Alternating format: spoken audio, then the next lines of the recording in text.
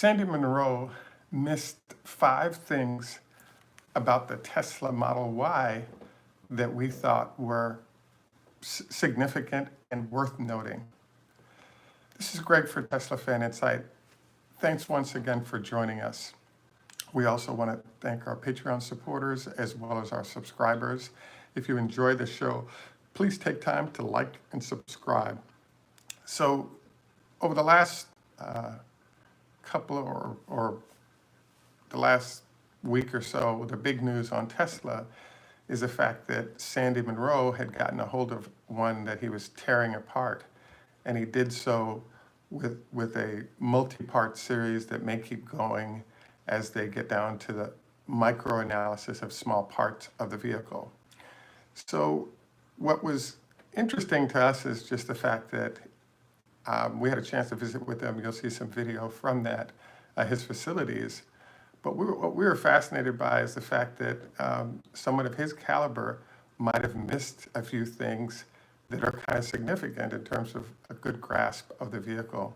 Frankly, the first one to note is over my shoulder. You'll notice we chose video of the Cybertruck instead of the Model Y for our show, because Sandy actually plans to get and use the model or the Cybertruck, but he's only going to tear apart the Model Y and continuing to drive his current Jeep for everything it does currently. And I thought that was kind of interesting because one of the hidden secrets here is that Sandy didn't order the Model Y for himself. He only ordered it so that they could tear it apart. And there were 600,000 customers waiting for the Cybertruck, include him.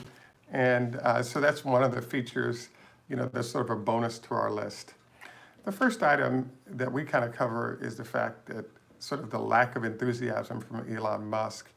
You'll notice that all the other vehicles, especially and including the Cybertruck, got really glitzy introductions led by Elon at the facility at the Design Center in Los Angeles, but that didn't happen with the Model Y. That's why we did a special show that was focused on sort of supporting it because it wasn't getting the Elon love that it deserves. And I can kind of see why that's the case. And so the philosophy of the vehicle, we believe, is going to really change over the next couple of years as it sees more on the road. But what Elon articulated is this car will be the #1 vehicle produced and sold by Tesla over time by a wide margin. The problem with the vehicle from Elon's standpoint is the fact that he really enjoys the fact that he can bring out aspects of electric vehicles that make them really fun to drive and very different from competing vehicles. And so one of the challenges of the Model Y for Elon is the fact that in order to get it out there, he really had to select a group of features that allows the vehicle to be successful, but not so successful that it actually eliminates the production of the Model X. So this brings us to several features that Sandy missed, and the reason he missed them is they're not there. So the first one we wanted to point out is the height of the vehicle.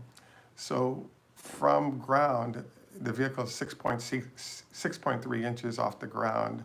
A comparison that we did has the model, the X5 from BMW is 8.3 inches off the ground. So it doesn't seem like a whole bunch, but what starts to happen is every inch up gives you better visibility over sedans and even other small SUVs ahead of you. So it presents, I think, better sight lines as you move around. And so that sort of, it was introduced to us because we actually went to our local service facilities and ran into a number of Model Ys. And there was actually a couple there in which the wife had the Model X, and she was hesitant to purchase the Model Y only because of the height gap. And so I looked at her and I was thinking, wow, with all the other benefits of the Model Y, who'd be worried about, an extra 2 inches? And so the salesperson was talking with her about the fact that you have a lower profile to the ground facilitates better aerodynamics, and she wasn't having any of it and was reluctant to purchase, even though her husband has two Model 3s and was happy to pay for the car if she wanted to drive it. So I thought that was really interesting because I wonder if the research that's being done by Tesla on their vehicles will include this. So this sort of brings up one of the interesting parts of sort of the missing elements of this vehicle that were created as a way to save the Model X. And that is that in the case of the Model Y, there's no elevation change options. But in the case of the Model X, you can actually choose multiple heights that the vehicle rides at depending on conditions. So basically, Model Y is phenomenal and in that regard. One of the reasons I really enjoy the elevation changes Model X is capable of is the fact that I'm 6'3", a little bit of back issues. So what I really enjoyed about sort of the air suspension and the elevation changes available in Model X is that you can actually set the car up. So when you hit a button to open the car, it will actually start out at a height that's high enough for you to almost be standing. So in order to get in the vehicle, it's very comfortable. And then as you get in the vehicle and close the door, the vehicle will automatically change heights to fit the driving position that you normally use. So I just think that that's a phenomenal feature and something that I think it'll eventually come to the Model Y, but I think Tesla's going to work hard to try to defend the Model X and it being extinct, because if all the features like this were included, there wouldn't be many reasons for people to consider moving up. The second thing I thought the second thing about this height issue is one of the reasons you buy an SUV is ground clearance during winter months. So it's interesting the Model Y is being introduced in March, and a lot of those customers, Los Angeles is the #1 market for Tesla, so most of those people in LA really don't care about ground clearance relative to SUVs because they don't have snow there year round.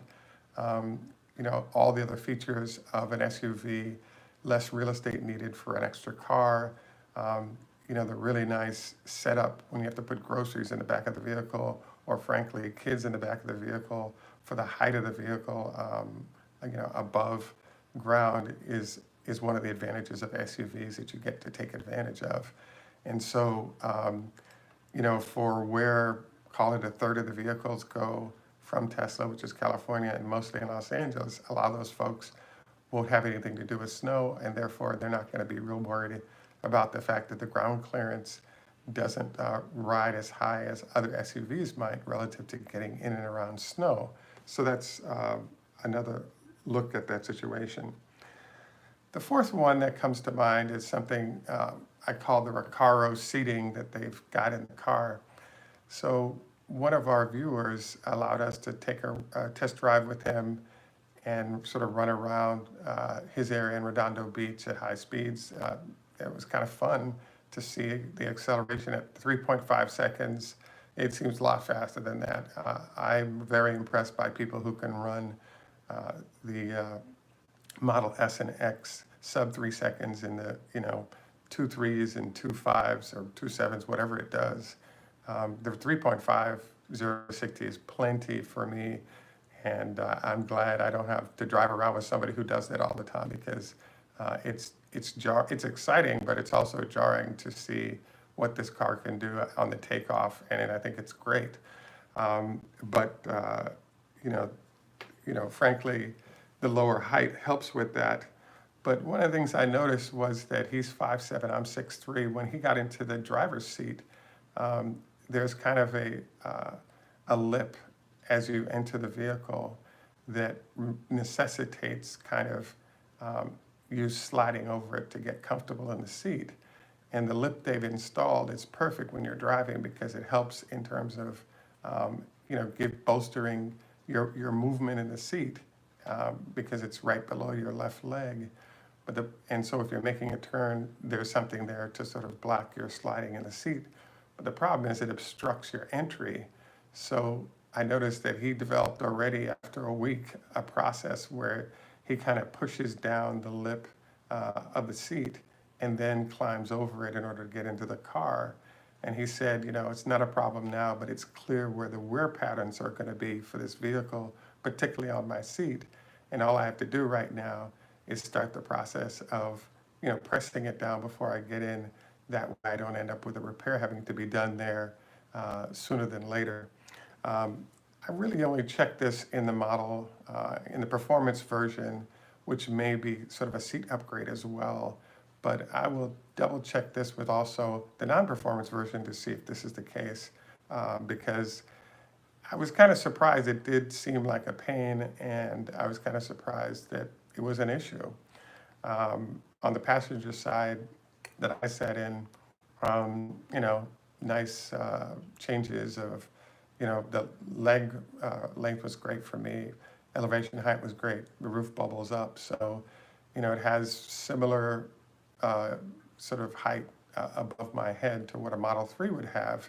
And so, there's really no issues there in terms of upward. The fifth thing that Sandy didn't mention that I thought was kind of interesting about this car is is what I call this car will be the most favorite vehicles of all the tire sellers in whichever city it enters. The reason is that for the long range, they're doing 20-inch rims and wheels. For the performance, they're doing 21-inch rims and wheels. And I think that this is going to be a very lucrative situation for those that sell tires, because I've heard from numerous owners of Model S's and X's that are running 21s and even 20s, and they've just talked about the challenges of potholes in roads and losing rims. And Tesla does have the come out and fix it for you program, but man, I think that once you get down to the lowest line model of the Model Y, I think you're going to be on 18s there, 18-inch rim and tires. And that additional cushion is really going to be helpful for people who live in areas that have messy roads. I'm from New York, but what I've noticed is that, on the elevated freeways in and out of New York City, they have a hard time fixing the potholes on those roads because there's so much traffic that moves every day that they don't have time to tear apart the roads, rebuild it. And so you end up with these massive potholes. And I can really see that in Chicago, New York, even San Francisco to some extent, the bad roads of LA. LA does a good job, I think, of trying to keep the patches in. But just think of places of, Houston, that are large cities, a lot of traffic, a lot of potholes. I just think those cities, owners are going to be a little bit unhappy with the fact that they can't get a way to get performance, for example, on an 18-inch tire and rim, because it'll be a more comfortable ride. You lose a little performance, but you reduce the habit of having to replace rims and tires all the time. So these are some of the aspects of the vehicle that, if you're simply tearing it apart, you're more looking at technical put-together elements and not as much looking at day-to-day usage elements that users might have in trying to figure out how to optimize their use of the vehicle. So, overall, I'm nitpicking on things that I think consumers are going to be thinking about after they buy, but I just think that it'll be interesting for folks to start the thought process, because if you're running on 21s and you're a performance and you're in a snow-heavy area, the gap between tire and car actually can be very narrow. And I think that you might end up having to run a winter set of rims and tires and a summer set in order to make sure that you don't have a whole bunch of snow collecting underneath the car all the time, once you hit that season and there's a lot of accumulation. But, until next winter, I think everybody that gets the car will be very happy because unless they're in a pothole-heavy area, I think there'll be a lot of joy because, very nice car. I think the car is more attractive inside than it is outside because, plenty of space. It solves the problem of occasionally making a Home Depot or IKEA run without any headaches that you have with the Model 3. It's not as expensive as the Model X. No gull-wing doors to mess with, so that's nice. You know, I think, you know, that generally covers it. You know, like the car, you know, it's not the apex of performance or really, really unique that Elon loves to have, but in fact, I think it's a great car, and I see why he predicted it's going to sell well, especially once we get down into the lowest line model, because very affordable, and it solves it explains why we have the 59% rule, which is that 59% of vehicles sold are SUVs, and the functionality that goes with those vehicles, especially in high real estate cost areas, is quite clear. At any rate, I want to thank you for joining us. Just a reminder on your health tips, don't forget 25 leg lifts per day. Also wanted to encourage you to not go to bed within 4 hours of eating, at minimum 2, let the food digest. Number 3, wanted to encourage you to 25 SPF or better, I think would be a good idea. Also wanted to recommend a 5-2 or some of the other diets. If you're not working out a lot, a little fasting might help keep the weight down a bit as a suggestion. At any rate, thanks once again for joining us. This is Greg for Teslafaninsight. Tschüss, macht's gut, au revoir, lehitraot, Hebrew.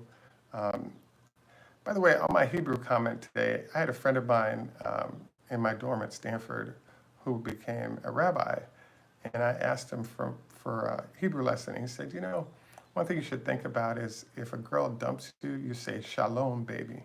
But if you're saying I'll just see you later, you just say lehitraot.